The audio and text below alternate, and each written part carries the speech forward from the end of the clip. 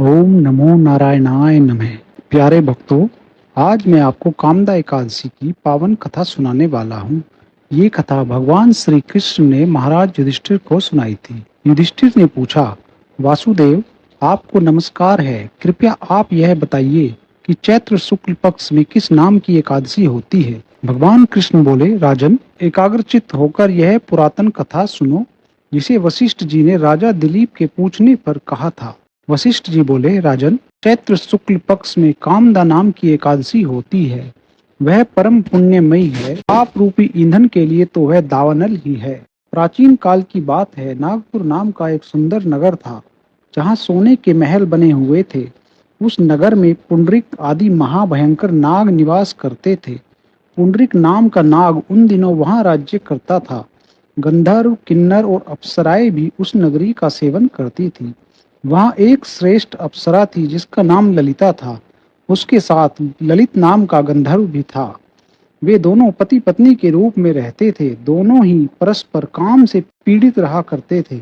ललिता के हृदय में सदा पति की मूर्ति बसी रहती थी और ललित की हृदय में सुंदर ललिता का नित्य निवास था। एक दिन की बात है। नागराज पुंडरिक राज्य सभा में बैठकर मनोरंजन कर रहा था। उस समय ललित का गान हो रहा था, किंतु उसके साथ उसकी प्यारी ललिता नहीं थी। गाते गाते उसे ललिता का स्मरण हो आया। अतः उसके पैरों की गति रुक गई और जीभ लड़खड़ाने लगी। नागों में श्रेष्ठ करकोटक को ललित के मन का संताप ज्ञात हो गया। अतः उसने राजा पुंडरिक को उसके पैरों की गति रुकने और गान में त्रुटि होने की बात बता दी। करकोटक की बात सुनकर नागराज पुंडरिक की आंखें क्रोध से लाल हो गई। उसने गाते हुए कामातुर ललित को शाप दिया, दुर्बुद्धे, तू मेरे सामने गान करते समय भी पत्नी के वशीभूत हो गया, इसलिए राक्षस हो जा।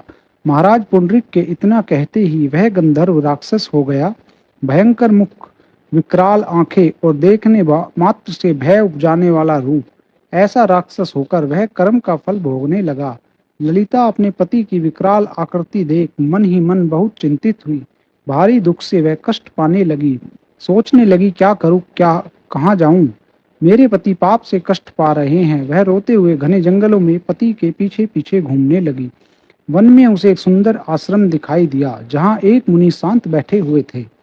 किसी भी प्राणी के साथ उनका वैर विरोध नहीं था। ललिता शीघ्रता के साथ वहां गई और मुनि को प्रणाम करके उनके सामने खड़ी हुई। मुनि बड़े दयालु थे। उस दुखनी को देखकर वह इस प्रकार बोले, सुबे, तुम कौन हो, कहाँ से यहाँ आई हो, मेरे सामने सच सच बताओ। ललिता बोली, महामुनि, वीरंधावा नाम वाले एक गंधर्व है। मैं उन्हीं महात्मा की पुत्री हूँ। मेरा नाम ललिता है।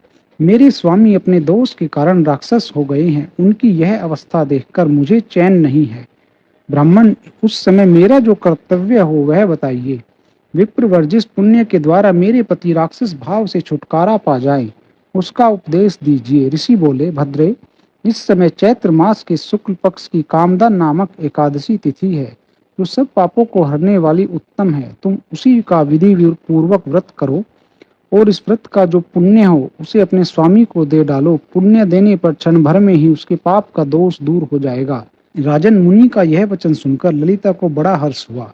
उसने एकादशी का उपवास करके द्वादशी के दिन उन ब्रह्म ऋषि के समीप ही भगवान वासुदेव के समकक्ष अपने पति के उद्धार के लिए यह वचन कहा, मैंने जो यह कामदा एकादशी का उपवास व्रत किया है, उसके पुण्य के प्रभाव से मेरे पति का राक्षस भाव दूर हो जाए। वशिष्ठ जी कहते हैं, ललिता के इतने कहते ही उसी क्षण ललित का पाप दूर हो गया। उसने दिव्य देह धारण कर लिया। राक्षस भाव चला गया और पुनः गंधर्व की प्राप्ति हुई। नरश्रेष्ठ, वे दोनों पति पत्नी कामदा के प्रभाव से पहले की अपेक्षा भी अधिक सुंदर रूप धारण करके विमान पर आरूढ़ होकर अत्यंत शोभा पाने लगे।